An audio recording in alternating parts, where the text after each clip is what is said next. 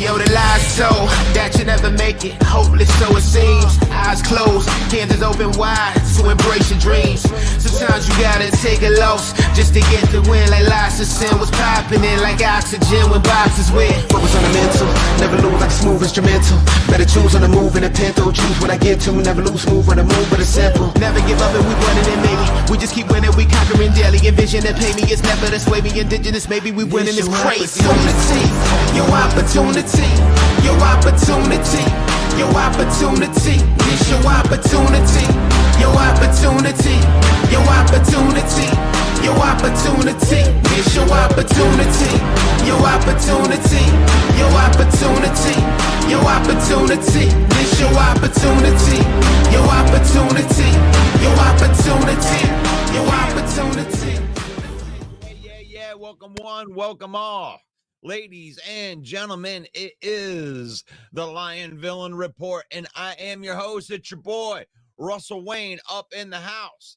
And we are broadcasting live into the Lions Villain Squad Facebook page with over 56,000 followers on there. Why have billions when you can have thousands?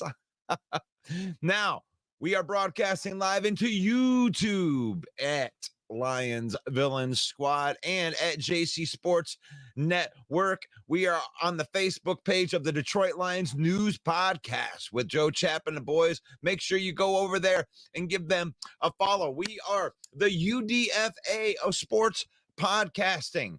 So like, share, and comment. You can really help out the page a lot just by liking, sharing, and commenting. And if you can hear me right now, make sure you give me a thumbs up in the comments right now to make sure that my sound's working all good while I'm here trying to pay the bills. We are brought to you by NFL Shop. And you can use the link that I'm about ready to throw into the comments, or you can use that QR code to save up to 30% off of your order. Thank you guys for letting me know about that. And that is our affiliate marketing partner right there. You can be guilty by association. Let's say that you own a business and you're listening to the words that are coming out of my mouth right now, and you want to partner with the Villain Squad. You want to find out about that? You give Main Event Mike a call at 810-620-2167, and you can find out how you can be guilty by association. Our STARS program. Let's talk about our STARS program a little bit right here. Our Facebook STARS program will go to support Riker Wayne's World, which is my son. He has special needs. He has a rare genetic disorder that is being studied by the University of Michigan. And my wife's Facebook page is documenting that journey for our family. And she is also a great resource for parents that have children with special needs. I'm sorry, I'm multitasking right now, putting that on there. So if you're commenting using STARS, thank you for helping support our journey with that. And most importantly, join the conversation, everybody. It ain't about me. It ain't about my stupid opinions right there. We want to know what you think out there. And knowing what you think out there, let's say hello to everybody. Dwayne Keene, Jared Goff. Jared Goff. It's my quarterback. Jared Goff. It's my quarterback. Jared Goff. It's my quarterback. That's right. Dwayne in the house. Single Dads Club said, hopefully we get an edge rusher today. We're definitely going to be talking about that today. Thank you for the comment. Jay Smooth up in the house. Good morning to all. Joseph, what's up, Joseph? I'm going to get that comment in there. Joseph is up in the house. John, what's going on, John? Good morning, John. And then Reno's up in the house. Good morning, Reno. Love it. Dwayne Keene up in the house. Yeah. Gotta love that stuff. Gotta love that stuff. And there we go. There is the Lions code that I put in there. You can have whatever one you're watching it on. You can use that code right there, and it helps our page right there. You can go to NFL Shop, or you go to our page. You're not gonna pay more or less. You'll have a better chance at paying less by using our code. They're our affiliate marketing partners. That makes me feel all important and stuff like that. What's up, Davey? Thank you for letting me know that my sound was on. Are you hearing my drops too? Are there drops coming through? You like that? You hearing Kirk Cousins? You like that? I'm wondering. You hearing any Kirk Cousins? I don't know. It's my birthday, 68. Happy birthday. Happy birthday, a Lions fan. Yes, I'm glad that we're hearing the backgrounds. Yes. Like a banger. It sounds great. It doesn't matter how you're doing. Oh, man. Well, it does, actually. It does matter how you're doing, because this is what's going on, Henry. Happy birthday. Happy birthday to you. I should say happy birthday. Should I do one like Christopher Walken? If Christopher Walken was here right now, if Christopher Walken was here, he'd say, John, it's your birthday today, and I wanted to sing happy birthday to you. So here it goes. Happy birthday to you. Happy birthday to you. Happy birthday to you, John. Happy birthday to you. From Christopher Walken, I wanted to say happy birthday to John.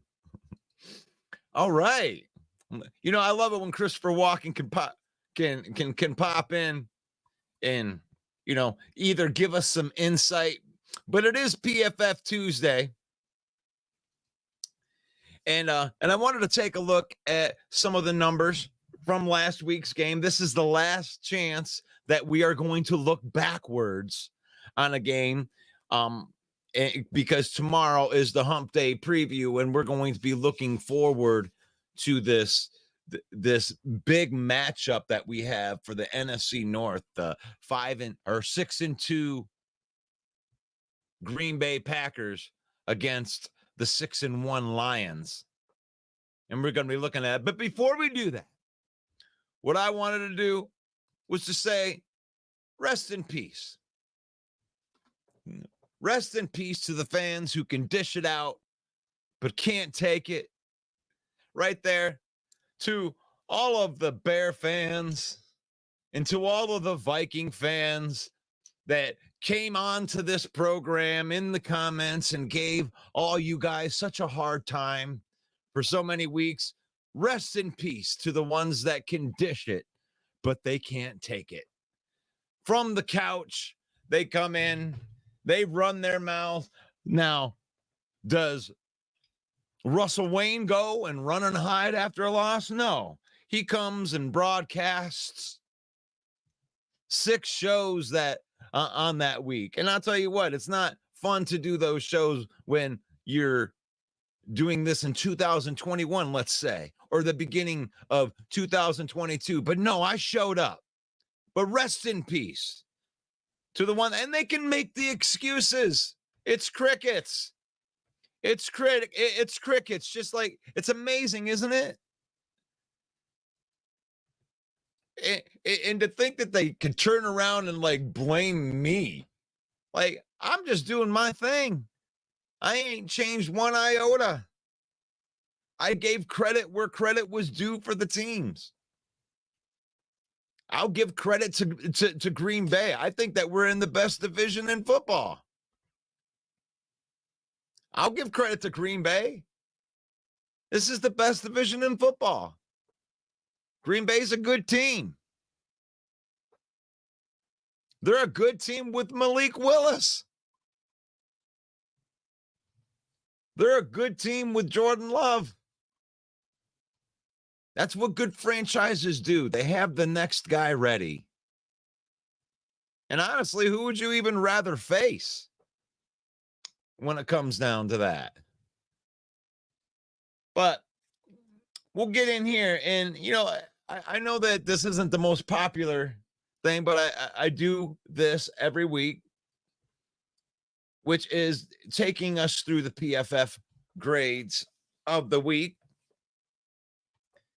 and who were the best players on the team. Bears would suck with Tom Brady. It is. Russ, was yesterday morning show pre-recorded? It was not. No, we don't pre-record any of the shows. You guys being part of the recording between 10 and 11 o'clock is really cool.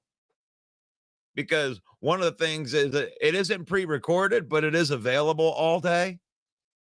And we usually get between 5 and 10,000 people a day that watch the program. So that's why I really do appreciate the live audience, because I love having somebody to interact with, because this is going to be on the intro web, you know, for the next few. But it's all good. It's all good. But I wanted to go through. Good morning, Scott. I wanted to go through these PFF grades in here, and let's just kind of take a look at the offense first right here. Oh, wow. There's a surprise. Look, Jahmyr Gibbs had the highest offensive rating, and there's a lot of usual suspects coming through right there. I mean, the top 5 guys right there: Jahmyr Gibbs, Samuel Laporta, Brock Wright. Great tight end play. I like that. I like to see that. Frank Ragnow had another good game. He had a real good game in Minnesota too. And there's Khalif Raymond. I think Khalif Raymond is the hands down. There was so much of an overwhelming vote on yesterday's show, on both shows, for Khalif Raymond being the villain of the week. And I've already made the piece of content. It's going to come out a little bit later this week. And congratulations to Khalif Raymond. Good stuff. Good stuff. Hey, Fred, I missed Main Event Mike's show last night and ended up watching it about 8:30 last night. See, that's what I love about it. You know, we're on here forever. I would love to have you guys on here, you know, interacting and doing your thing, you know, every day. You know, as we're doing it live, you know, I love being able to talk to you guys. I love being able to highlight your comments. And is Macho Man awake this morning? Let's see what Macho Man has to say. Yeah, I do requests too. Let me see if he's in here. Do I got him? Oh, there you go. Yeah. Oh, yeah, the Macho Man Randy Savage right here coming in the Detroit Lions on the Villain Report. Dig it? Yeah. The top 5 offensive players for the Detroit Lions. Yeah. Jameer Gibbs coming in 88.7. Yeah, that's real good. Yeah, that's like the Macho Man elbow coming through with the 70-yard dart. Right through the heart of the Tennessee Titans. Yeah, dig it. And then you get the tight ends, Sam Laporta and Brock Wright. Yeah, dig it, with the real good PFF scores. And don't forget about Frank the Tank. Frank the Tank is moving through. He's moving bodies out of the way. Dig it. Yeah. And then, yeah, villain of the week, Khalif Raymond running in touchdowns from the punt return. Yeah, the Macho Man's gonna give it to you the way that you need to be giving it to. Yeah, the Macho Man says, yeah, the Detroit Lions, Super Bowl pounds, dig it. Wow. He was pretty excited right there. Jameer Gibbs, Sam Laporta, Brock Wright, Frank Ragnow, Khalif Raymond. I'll even throw in David Montgomery right there. Those are your top 6. Those are your top 6 that graded at least 70 or higher. In pass blocking, looks like there you go. You were pretty good. Penei Sewell, Frank Ragnow. So that right side's looking pretty good. Right there. Awasika was out there for a couple plays. You know, even Taylor Decker, even though he got beat at the beginning, one of the things is like, don't overreact on some of those things, because, I mean, as you can see right there on that score, it's like what happens is when a guy beats you, it's not about the guy beating you because you're going to get beat. It's the NFL. Taylor Decker got beat twice, like 2 times right in a row, and then he shut the rest of it down. And that score right there, it's not a great score on your pass blocking right there, 64.4, but that's like average right there. That's not bad. When you get into the 50s and the red, that's where, you know, you don't ask Jameer Gibbs. Kevin Zeitler did not have a good game blocking, pass blocking, and Graham Glasgow had a hard time blocking, and that was pretty much the game. And then run blocking, Frank Ragnow, Dan Skipper with good games right there, but not really. They're not giving great grades here. So that's a testament to the running backs at that point. So, I mean, PFF tells you a story. It doesn't tell you all of the story. That's one thing that, you know, I always put that little caveat on top whenever we're looking at some of these numbers. You can kind of isolate some stuff here and you're looking at it, but that tells you a lot of story right there. You see Jameer Gibbs and David Montgomery with high scores, you know, but you didn't get the greatest run blocking. You know, it looks like if you went off that right side, that's probably where the touchdown was scored. But they got good production out of the offense. Let's take a look at the defense here. Let's see what we got in there. Look at that. Now, and this was just something, this goes into the trade talks right here, because I did take a sneak peek at some of these numbers before we started today, because I wanted to, you know, actually, I had some of them last night, but look at our top players. You got Levi, you got Kirby had a great game. getting a big interception in there. And then there's two defensive linemen getting good play out of the defensive linemen right there. Jack Campbell, Kendall Vildor, Muhammad, the defensive end they brought up. Really, really good score for 49 snaps. That's a really, really good game in an overall right there. Gave you a little bit in the pass rush for Muhammad having a good, and then DJ Reader. So our best defensive players were the defensive linemen. I mean, even going into, 68 is a very good grade for Isaiah Thomas getting 38 snaps. So according to PFF, the guys the Lions just bring up from the practice squad are playing okay. They're playing okay. So agreed, Joseph. I do like PFF, but it doesn't tell the whole story. It definitely doesn't tell the story. It tells a story.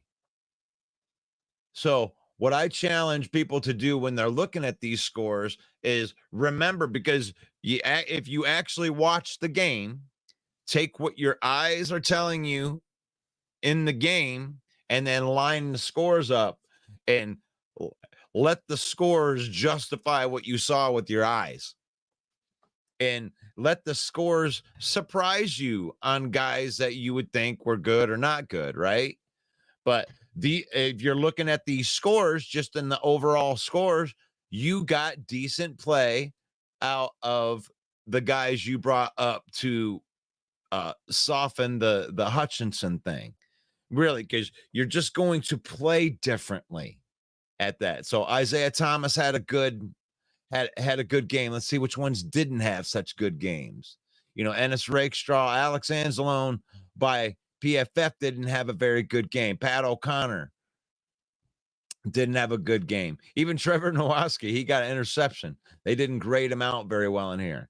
So Mekhi Wingo had an okay game, according to that. But these real low ones right there, Ennis Rakestraw did not play good snaps. I think he fell down on one of them. Yeah. PFF says that Goff is the 25th best QB this season. Just saying. Yeah. Yeah, that's true. He's got it. It doesn't tell the whole story. It doesn't tell the whole story, but what it does do is a sack. Detroit fan, man. PFF is going to grade that Goff It's my quarterback. taking a sack is going to count negatively against his score. There's a lot of things that Goff does to protect the football that affects the score negatively. Yeah, let's look at Goff and see what Goff did this week. Jared Goff was right in the middle, 66.2. And I think that it just like I said, he took a couple sacks in the game, and that's all right. You can also look at this through, pressure and depth right here. You can look and isolate, where he was throwing the ball, and 0 to 10 yards. He's 6 for 6 right there. To the right side of the hash to Penei Sewell's side, he was 3 for 4 with a TD. But the thing is like his stats were really skewed this week, Detroit fan, man, a lot. Because for one, he took sacks. And that affects your score negatively when you're losing yards. And he didn't throw a lot of balls. They were doing things in other ways. And this breaks it down to, you know, what percentage of his dropbacks he was kept clean on 13 dropbacks. He was under pressure for 6 of the dropbacks, and under pressure. Let's look at these where you're looking at that. He took 4 sacks while he was under pressure. When he wasn't blitzed, he was 5 for 8. Actually, all 3 of his incompletions came while he wasn't blitzed. When you blitz him, forget about it. 7 for 7, baby. That's Goff. It's my quarterback. That's the real story of Goff. I don't give a shit what the scores are either. But this will tell you a more complete story if you just want to look at Goff. You have to look at the right stats.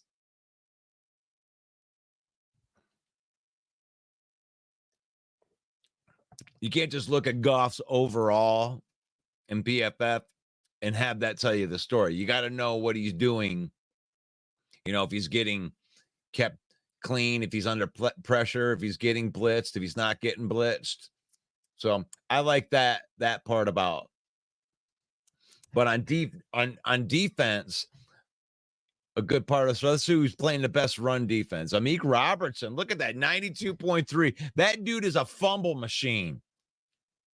Amik Robertson, look at that. 92.3 on the run defense. I think it's because he forced those fumbles. 2 forced fumbles. Yeah. Amik Robertson is a dog, dude. I love Amik Robertson. They said he's the chirpiest guy that's out there. And he's constantly working at punching the ball.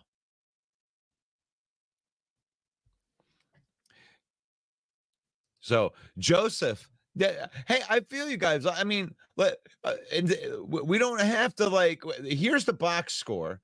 And here's what happens.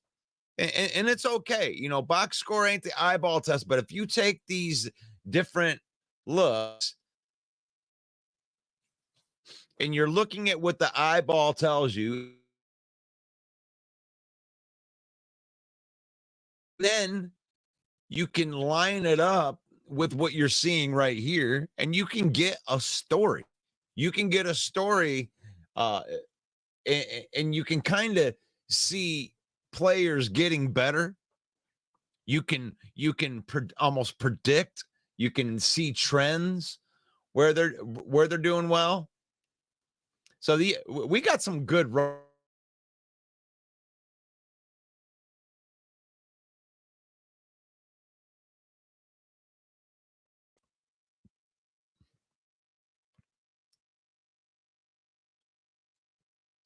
I don't know if I cut out there for a second, but it looked like it on my side. But no, what we have here is we got some run defenders. You usually don't have that many that are grading in the 70. A 70 and above is a good score in run defense. And then even these guys that are in the 60s, those guys aren't playing bad. It's not like they had bad games. They just these are where you're called good games from the 70s and above. And then you get into more of the average stuff with 16 and below. But I'm back now, right? Am I back? Am I back? Am I back? Am I back? Am I back? I'm on the attack. Am I back? Am I back? Yeah. Yes, I am back. That's what they say. All right, let's see what else we can look at in defense right here. We always have good tacklers. Look at all those good tacklers when I isolate it by tackling. That's what I'm doing here. This is just your defenders, right, on defense. This is specifically in order what the run defenders were, right? Now I'm going to categorize it by who were best tacklers. Right. And all of these guys, 14 deep, we have tacklers. We have pretty good tacklers. According to PFF. that we tackled well. So if you saw good tackling in that game, the numbers of PFF are backing that up. You know, I love that we have good tackling. You know, that means you're fundamentally sound. Here's your pass rushers. Who's your best pass rusher? Brian Branch. Does that tell you we need the PFF does not share methodology.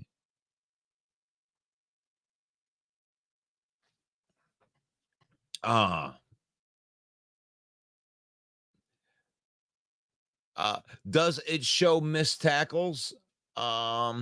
Yes, it does. Who had the most missed? Brian Branch had 2 missed tackles. Pat O'Connor had 2 missed tackles. Terrion Arnold had 1. Ennis had 1. Jack Campbell had 1. Kirby Joseph had 1. Alex Anzalone had 1. You know, that's like that's a bunch of 1 misses. And yeah, but Pollard was running okay in the first and they were when they ran in the second half, I mean, they were helping us more than they were helping themselves. So if you're getting 5, 6, 7 yards in the second half when you're down 100, I'm not that concerned with that. But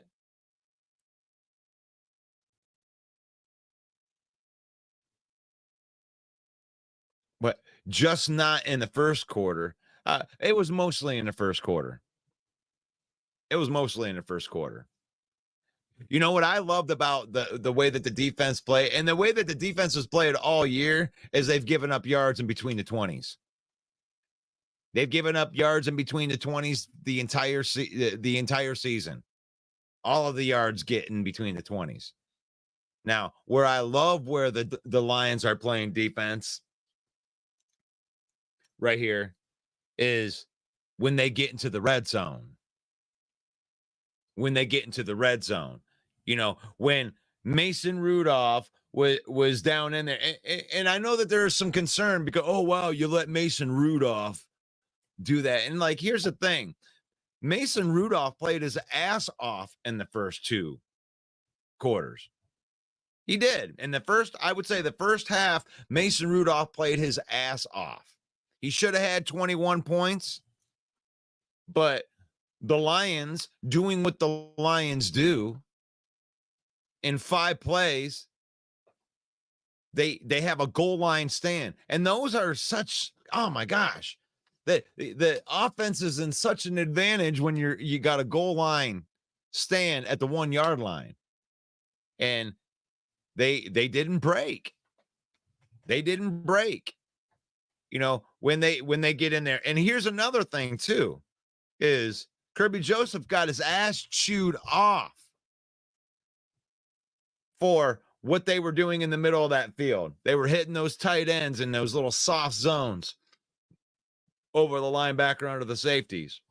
And it's too easy. And I guarantee that's what Aaron Glenn was saying to Kirby Joseph. It says, hey, dude, on those soft zones, you can read that shit, okay? Close up them soft zones. And what happens on the very next play? Oh, wow, here's these little soft zone guys that are always open. I'm going to go to the well again. And Kirby says, nope, not this time.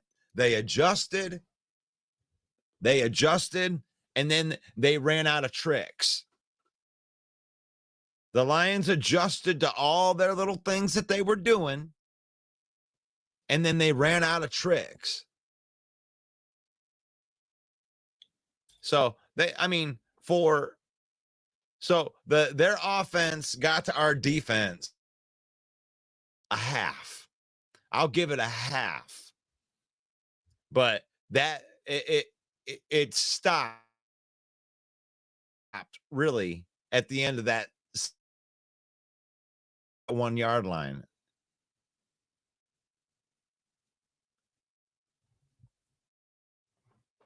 There was no more.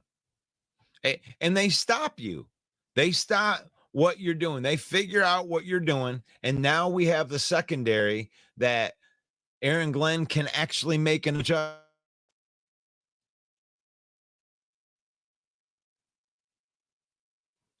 And I love that. And I love the. And if you guys did see that, the Brad Holmes, or not Brad Holmes, but Dan Campbell yesterday jumping up and down. Now, he did get on 97.1 today and tell them that, that we're wasting too much energy talking about these trades. But do you believe that? Do you believe that? Because we have to have something to talk about. This is like candy for a guy like me that is live here every day talking about football. Like this is like candy. You see stuff like this. I'm getting it queued up right now, and I'm gonna share it. Yeah. But when you see something like this, I wanna. I mean, here when asked about the trade, this Fits.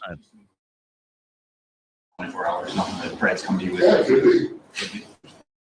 could be. What do you think of Muhammad yesterday? No, seriously, though, has he come to you with something that you? Yeah, could be. Think of Muhammad yesterday. Now, when I look at that, it's like he brushed that off. And how mean would Dan Campbell be? That's a straight troll. If they don't go out and get somebody now, that was him trolling guys like me who hang on every word that he says and try to think, what does he really mean with that? I do believe they're out there looking for trades. You got 1 week away from the trade deadline at 4 p.m. next Tuesday. They got to have these trades in by the league, or you got to wait. Or you got to wait till the offseason. So if you're going to go get help, you got to go get help now. You got a week. You got a week to get this deal done. And I do believe a lot of these deals are contingent upon like winning and losing. Right? I think they could get these partial handshake deals done weeks ago. Whatever deal for us and whatever deal we're going to get done, I believe it was done weeks ago. And it was like, hey, let's see what happens here. Let's see what the records are. And, we don't want to pay a salary. I mean, we don't want to give them another game check. We want to give them game checks that we don't think that we want to get. We want it to be as cheap as possible. That's all that's happening last second. The Lions knew they could win without getting an elite pass rusher to beat Tennessee. Nothing against Tennessee, but they weren't ready to play a team like us. Our team is complete from top to bottom. And the thing is no, you didn't get as many pressures, Jeremy. They didn't get as many pressures, and I'm sorry, I should go in there. Let's see.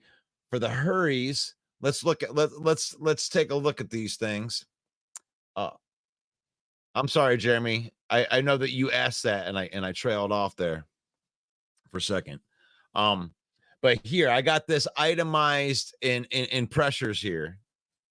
And I apologize that for that, Jeremy. Muhammad had 6 pressures. Levi had 3. DJ Reader had 2. Brian Branch had 1. Campbell had 1. Aleem McNeil had 1. Isaiah Thomas had 1. Ben Neiman had 1. Pat O'Connor had 1. So they were sharing the wealth. They were sharing the wealth a little bit when it came to pressures.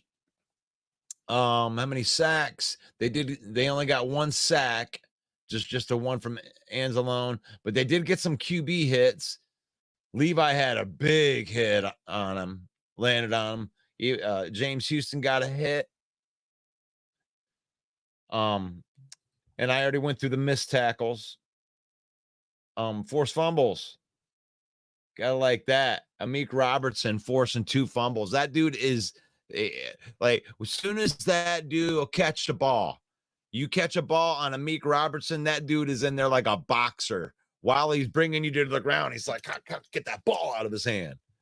I love that about Amik. I love that aggressive play style. What's up, Chuck?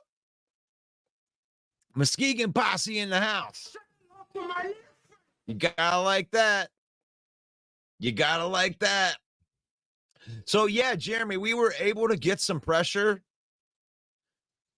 It's just different, right?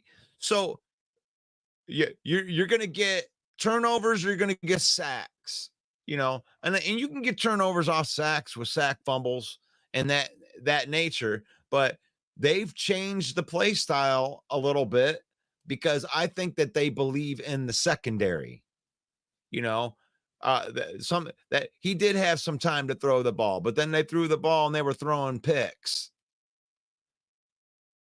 That you're letting them, when you're up by 35-14 or whatever, as you're moving up, then when those guys are running plays and completing balls in the middle of the field and running their clock off, because they did give up some rush yards in the second half too.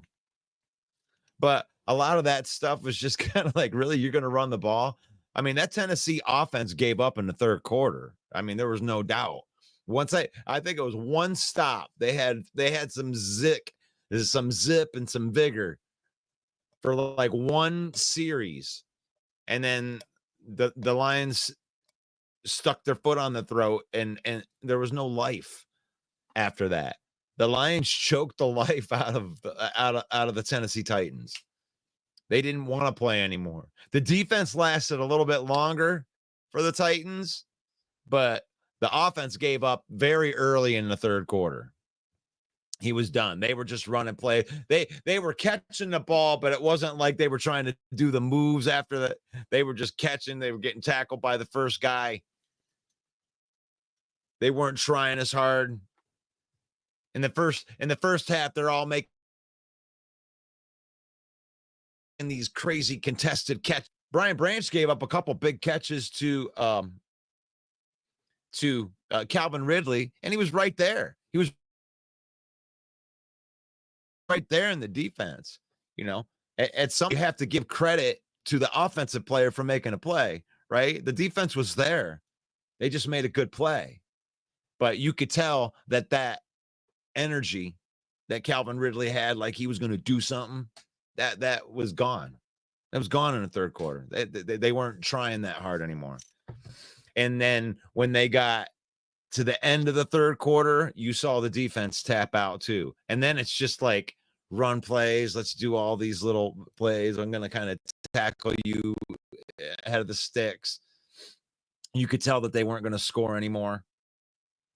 So, no one here will be mad if we're smacking Green Bay in the mouth next week,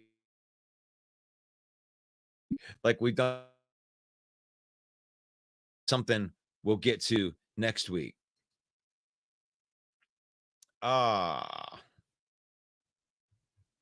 Let's see. Yeah, we said that at the beginning. Rest in peace to all the fans that used to be in this chat. Rest in peace to all the fans that are making excuses. Maybe even blaming me why they're not in here anymore.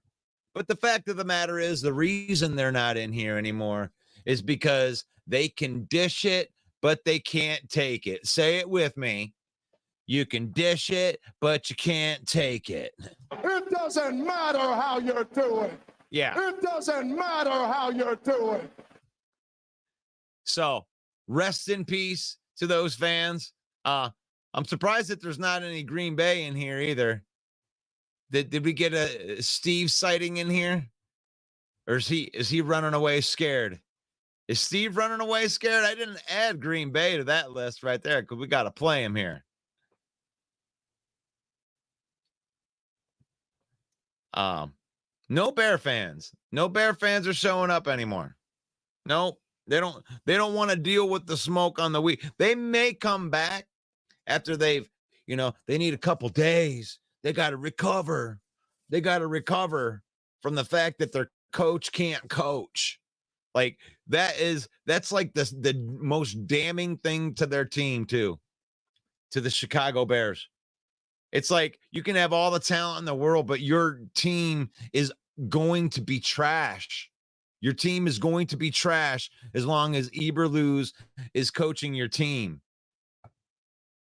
You didn't lose because of a Hail Mary and they got lucky at the end. You lost because your coach is an idiot and you ran the ball to an offensive lineman with exactly 0 carries on the most important play of the game. That's why you lost the game. You should have won. You should have won that game by 2 touchdowns. Tyreek Stevenson not paying attention at the end, but you don't want to come in here and be accountable to that. That's what I'd say to you if you were here, but you don't want to hear it. You don't want to hear it. I mean, we're lucky enough to only have 1 loss this year, but I tell you what, after that loss, you know what I was doing? You know what I was doing? I was coming on here Monday, Tuesday, Wednesday, Thursday, Friday, and Saturday, eating my crow, getting ready for the game on Sunday, hoping that we win. So I don't have to go through 7 more days of that. That's how it works on here. When you win, I'm going to talk good about you. But when you lose, I gotta tell you. I got to tell you, when I look at the Minnesota Vikings, you guys are in trouble now. Your best player got injured, just like our best player got injured. But you don't have the depth to handle it.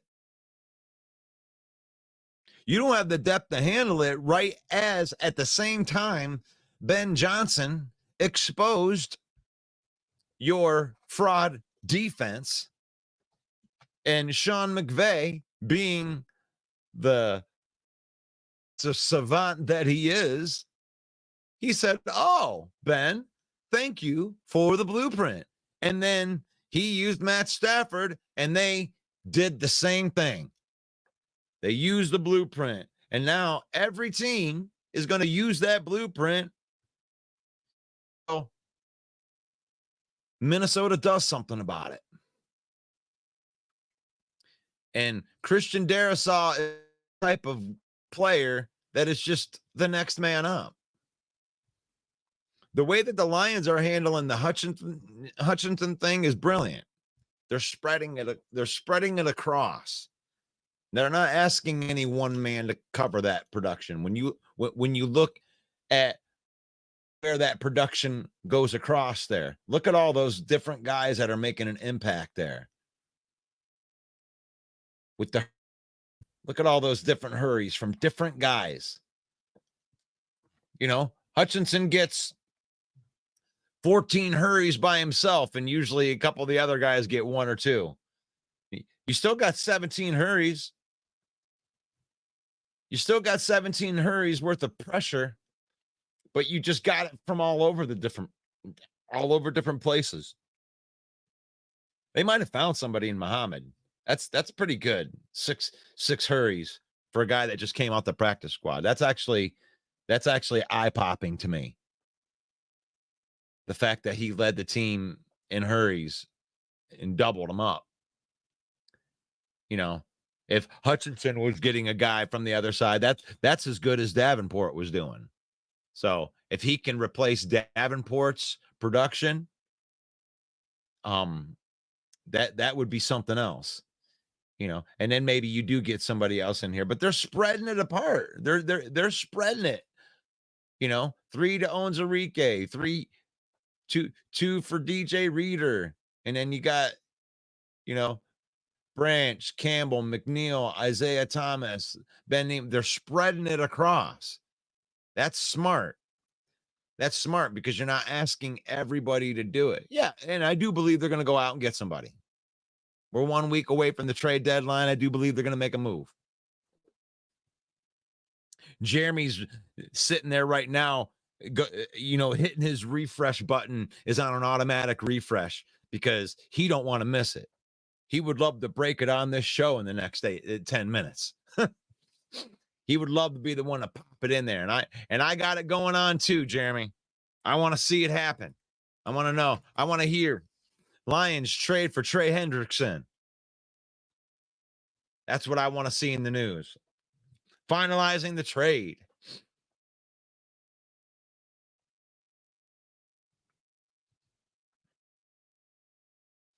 And but let's just be real with it. Everybody got excited yesterday. He backed it up. Says Dave Burkett asked me a question and I answered it. He couldn't take the answer, so I gave him the same answer, jumping up and down, wasting energy to interpret that. You're wasting energy. So maybe there isn't something imminent. Maybe he's just, maybe he's sick of all the rumors and he wants to stick all of us rumor guys into our place, which would suck. That would suck to me. Like you're playing with my emotions, Dan. Don't play with my emotions. We're going to bite a kneecap off. Dan, playing with my emotions. I want to think that there's somebody huge coming here. I want to think that they're going to make a move so big that it's going to completely energize the whole fan base right before Green Bay. That's what I want. Has that in him. I want to know that. I want to know he's cool, calm, and collected all the time. But if there was an opportunity and he had to spend to make something magical happen that would energize the entire fan base, that he would be the kind of guy that would do that. I mean, wouldn't that energize this fan base? Lions trade for Myles Garrett, Defensive Player of the Year. What the amount it would be. Would that not energize you? Lions trade for Trey Hendrickson.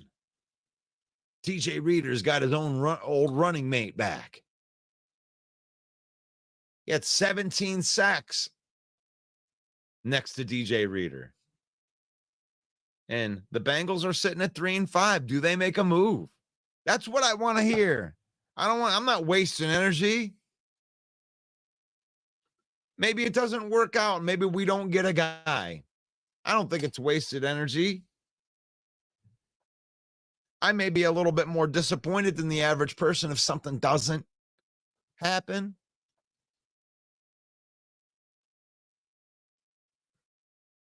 But it's not wasted energy to think about it. I would love to see them make a move that isn't just a right now move. Because one thing I'm starting to learn through draft picks, that the bulk of the draft picks that work have to be developed for a few years before you're going to get the max out of that player. So draft picks don't make me as excited as they once did, especially since even if we have a first round pick, it's looking like it's going to be in the late 20s, early 30s anyway. So when we say that we're at F them picks moment, this is the moment in time. We're here. F them picks. Go out and get a dog, Brad Holmes. This is your time to shine. This is your time to shine, Brad. Go all in. Let the fan base know that you're going all in. But go all in on something that gives us 3 years of this. Somebody that we can count on right off the bat, that when Hutchinson comes back, that next year we're still in this hunt, regardless of what happens this year.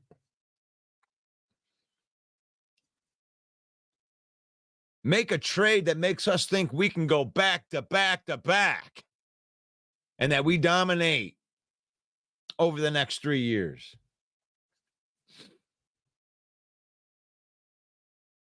There's a couple players out there that you could do that with.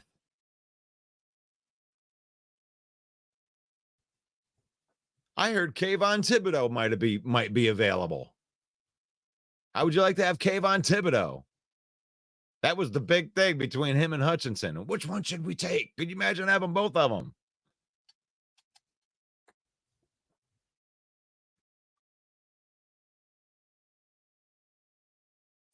Now, his production probably wouldn't be replacing Hutchinson's as much as it would be Barnes. Kayvon Thibodeau plays the Barnes role. You need him to be able to drop back in the coverage. that kind of guy. That would be different. That would be different.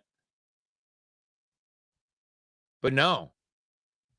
Is Dan Campbell playing with our emotions? Was he just clowning David Burkett?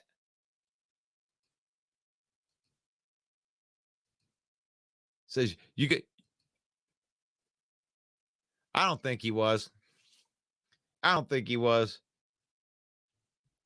Maybe we do make a lower tier move. Would you rather have one big badass, or would you rather them get 2 guys? Maybe it's 2 mid-tier guys, a day 2 and a day 3 pick for, Granderson and Zadarius Smith.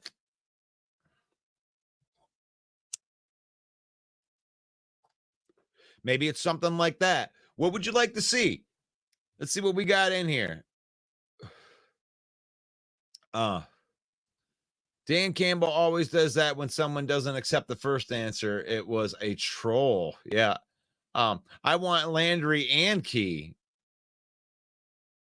for a 3rd and 5th round in Houston.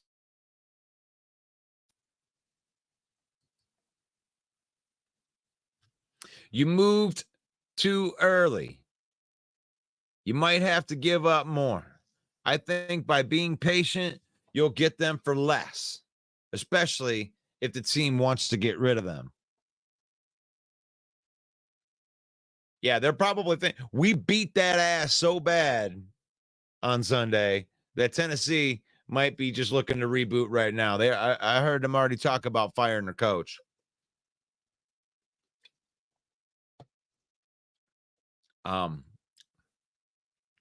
I think Aziz Juliari is 4 years old and Landry's 28. I'll take that. Yeah, Brad Holmes, Jeremy. You know that he'd be working trying to do 2 things at the same time. We don't want just this year. We want this year and next year. Pascal, 2 first rounders because they're late in the draft. You might as well. For Max Crosby, that's my take. Man, Max Crosby, Davis came out. The owner came out and said, listen, it ain't happening. You ain't getting them before. You ain't getting them after. And really, if you're going to rebuild that franchise, let's be real about it. You want Max Crosby in L.A. I mean, I would love Max Crosby. I had a whole show last week where we talked about it, but I just don't think it's happening. I don't think there's no way. But isn't Hendrickson on the last year of his contract and wants a huge payday? Well, then maybe he is a rental, Jeremy. Maybe that's what he is. He is a rental. That makes him worth less. That means we might be able to get him for a lower pick. We won't have to spend a first-round pick on him then. And I'm sure that Hendrickson wouldn't care. He'll come here and then play the field. That might actually work out better for us, Jeremy, because we have the cap space for it. With the passion of our fan base, I don't see the coach leading us on like that. I expect a signing by the end of the week. Nothing huge, just a key role player. That's probably what it is.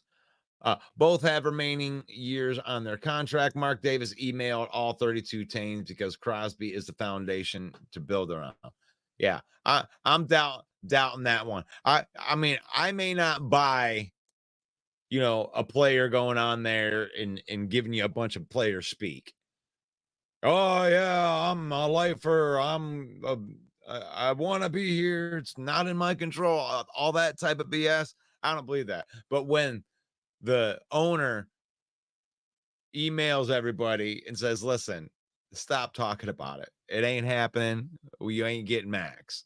You ain't getting Max. And they would be stupid to do it. They would be stupid to do it, honestly. The thing that to understand with all of this, guys, like if there's anybody out there, and let me help you with this. If there's anybody that's out there that says price should be put into this scenario into getting a player, and I'm only talking about the elite ones. I'm talking like the Crosbys, the Garretts, and really those are the only two players in this category, I think, that franchise altering. And I'm not even going to say Crosby anymore, just Garrett. The idea that Cleveland or Raiders would trade them, first of all, for 3 first-round, 4 first-round picks, for whatever amount, the idea that they would trade those players is stupid for that franchise. When you have a player like Crosby and Garrett, that's it. You found a diamond in the rough. Because you could have 20 first-round picks and not find a Myles Garrett. You could pick a defensive end in the first round every year for 20 years and not find Myles Garrett.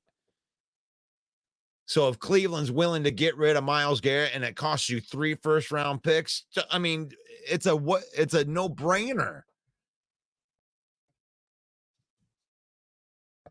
You could Brad Holmes could pick a defensive end for the next 3 years, and you're not going to find a generational player like Myles Garrett in the first round. So if they're willing to give you one and only charge your 3 first-round picks, then you go do it. You go do it if it's available. Price shouldn't be in the way of any one of those types of players. Now, I don't think Hendrickson's that. But I think Hendrickson is the next best thing. And knowing what Jeremy just said about his contract would actually make him cheaper. You might be able to get him for a 2nd-round pick or maybe even a day 3 pick. You don't know. I mean, they're trying to get out of the contracts. They're trying to get value out of players that probably won't be signing there next year. So, if you can get value out of your last guy and you get a 3rd, 4th-round pick, 3rd-round pick maybe for not this year. We don't have one this year, but, a 2026 3rd-round pick, get it done. But if you have a chance to get a guy like Garrett, you pay whatever. Max is the same way. Bargain Basement Brad is doing what Bargain Basement Brad does. Yeah. There comes a point though, Scotty, where I think Bargain Basement Brad understands the ebb and flow of where his franchise is. I understand being Bargain Basement Brad on the second year of a rebuild, and last year, be bargain basement Brad, because I need those draft picks because I still got to fill my secondary out. I got to get the players that I need, right? There's still a lot of moves that need to be made. I'm bargain basement Brad, but there's a tipping point where you come out of bargain basement where you're like, okay, my foundation is filled. I mean, we've been through it 100 times on here, and it comes down to what you have, and the thing is he's done well. Kudos to Brad. Yay, Brad. You killed it. And now we have, the active roster, these 51 people here. You have 41 people on this for 2025. Like, you got 32 guys. You have 32 guys, and most of those that are on the team in 2026, these guys are still under contract. There comes a point in time where there's a hard time making a team or be very far away from an opportunity. And that's where using your draft capital to bring in proven guys, that's where it becomes an advantage, because we don't have holes on the roster.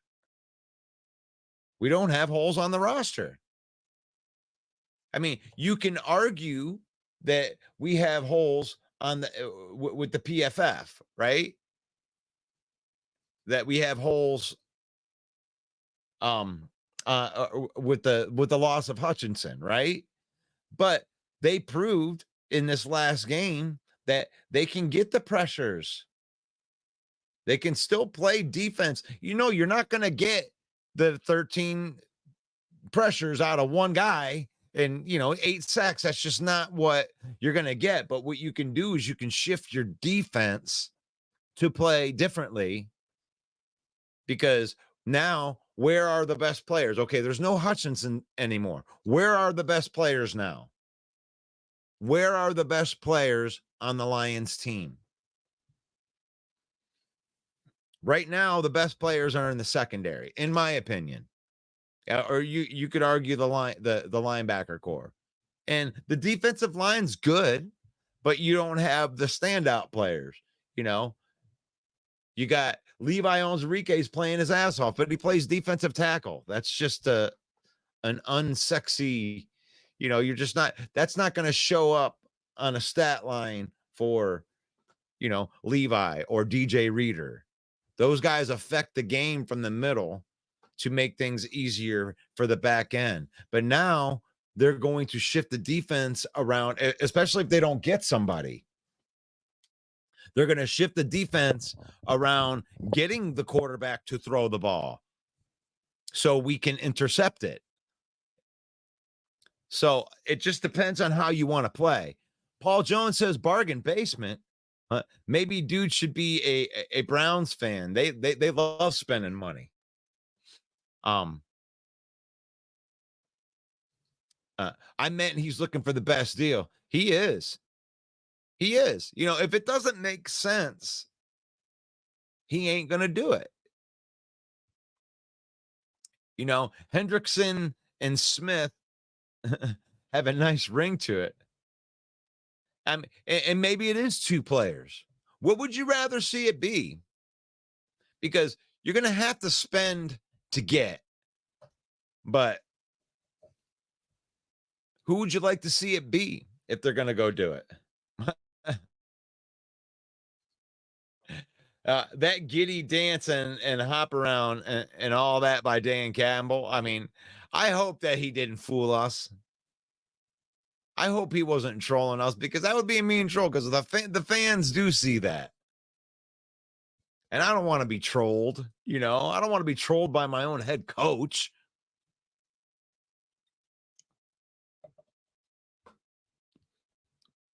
So, definitely misspelled his name. I would probably mispronounce his name right here. The Giants guy. Definitely misspelled his name, but I'm not even going to try to say it because I know that I would mispronounce the name. Why didn't the Raiders keep Devontae Adams? He's just as important to the offense. Max is to the defense. Just a question. Devontae Adams was crying. You know, he was doing, I mean, you got the disgruntled guys that are willing to go to Twitter and say, I want to leave. I went and requested a trade, got him out of there. You know, I would have a hard time wanting people around that didn't want to be there. You know, but who knows? Who knows? Don't be surprised if Holmes doesn't make a deal for an edge and just decides to roll with what we have for the rest of the year. That is like following suit to what he's usually done. So really any move that he's going to make, Mark, is a surprise, right? I mean, from what we've seen Brad Holmes do, is we've seen Brad Holmes not do anything, that because we build through the draft, you know, it's just, it is what it is. It's true. He doesn't make it. So what we're asking Holmes to do, if we're going to say, hey, we want you to go all in on a Super Bowl, is to do something that he's not really done. And me, go even a little bit further and give you some data behind why it might be the time for him to do that. And I think it is a good time for him to be able to. I'm just saying that he could be, he has an opportunity to be able to do that, and it isn't going to hurt the team long term. I mean, especially if you get a guy that is an impact player that fits within the salary cap over the next 3 years, because they have, you know, 20 plus million in each year that they're going to be able to deal with it, and whatever it expands to, they'll be there. So the Crosby hop, man, you guys are on that one right there. I mean, as much as I love the draft and draft picks, we have built up a roster, and Brad is great at finding talent in the draft. So we really don't need first rounders now. And that's for me.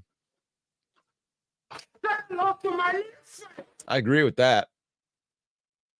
I mean, but the thing is, you can keep the picks too. I mean, I'm good with either way, however they do it, because I can provide you evidence on both. But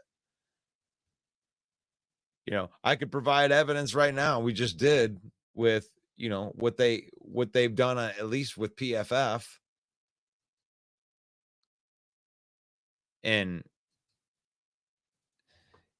to know that the players that they brought up, the practice squad guys, are some of the best performing guys that played. You know, for 2 weeks in a row, they were able to get production. But, you know, you can, I guess you can argue that you're doing the blitzing thing. You got lucky in week 1, and this week it was just the Titans. But, you know, progression seems to work for this team. And you are going to get guys back. You know, they've proven that they can win. They've proven they can win. I don't know. Can they beat Green Bay? Green Bay's a really good team. They beat Minnesota without them.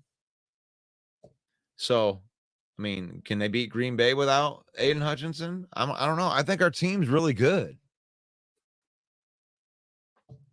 I think we got a defense that can hold Green Bay under 31 points. And I don't think that their defense is good enough to hold us under 40 if we decide that we want to score 40. So I don't know.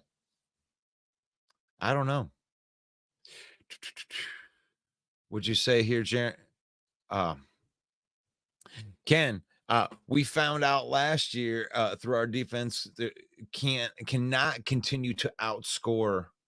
Our offense cannot continue to outscore someone. We need defense, and right now we're lacking a sack master. We don't need another San Francisco game. We're a lot better, even without Hutchinson right now. Our team right now on defense is better than it was last year. And because last year our starting cornerback in that defensive or that NFC championship was Kendall Vildor and Kirby and Jerry Jacobs.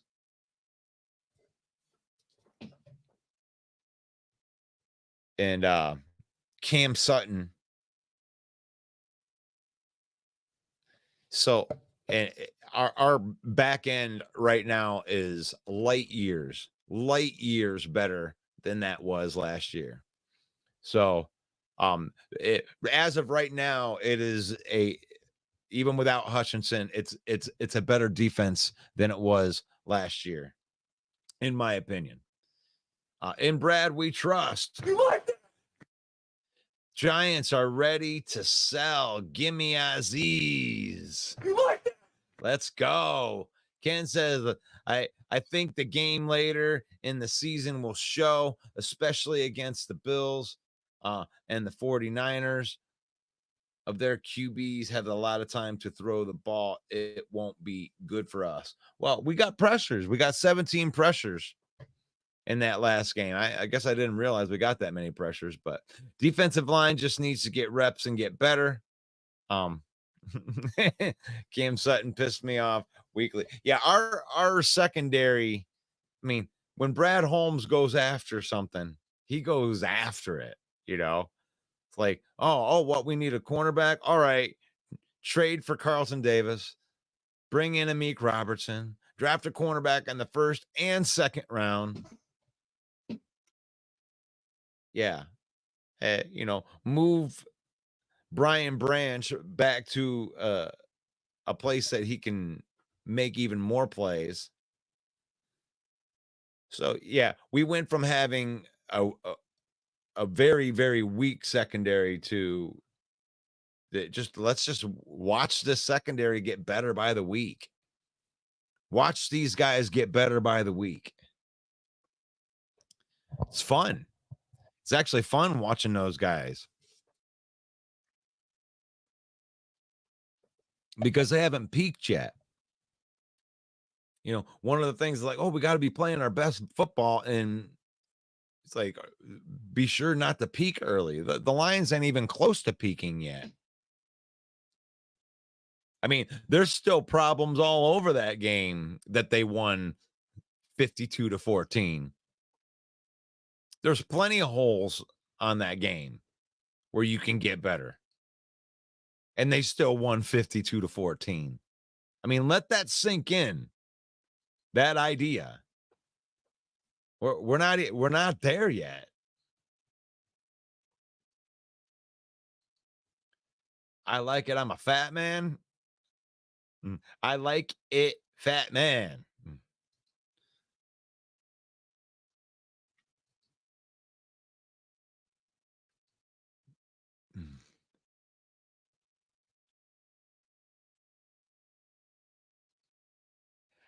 Did we give picks for Robertson and David? We gave a third round pick.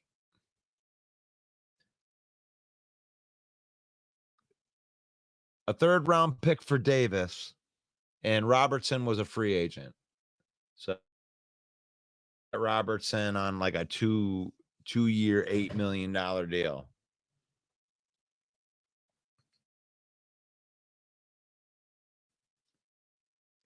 No fat shaming on Planet Fitness.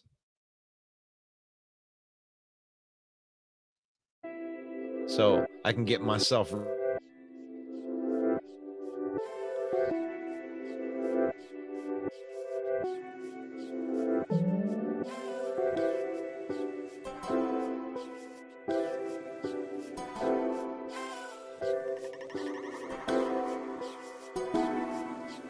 You've been watching the Lions Villain Report. I'm your host, Russell Wayne. Each and every 10 a.m. Hit that like button if you want to support the network. We're the UDFA of sports podcasting.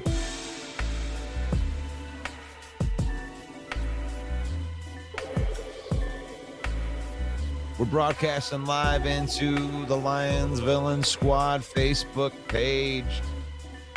Thank you to the 56,000 people. Why have billions when we can have thousands? Broadcasting live into YouTube at Villain Squad. Brought to you by NFL Shop. Use the link in the comments. Get yourself up to 50% off that black Jahmyr Gibbs jersey right there. It's faith, family, then football. Faith, family, and then football. In that order, we use football to spend time with our family and to make memories happen. We don't let football use us. And may the Lord bless you. May the Lord keep you. May the Lord shine his face upon you until we meet again tomorrow. God bless. Peace out. Hey, yo, the lies so that you never make it. Hopeless, so it seems. Eyes closed, hands open wide to embrace your dreams. Sometimes you gotta take a loss just to get the win. Like lots of sin was popping in like oxygen when boxes wet. Focus on the mental, never lose like a smooth instrumental. Better choose on the move in a pinto. Choose what I get to, never lose smooth on the move, but it's simple. Never give up and we running it, maybe. We just keep winning, we conquering daily. Envision and pay me, it's never the sway me. Indigenous, maybe we winning this crazy. Your opportunity, your opportunity, your opportunity. It's your opportunity, your opportunity, your opportunity, your opportunity. It's your opportunity, your opportunity, your opportunity, your opportunity.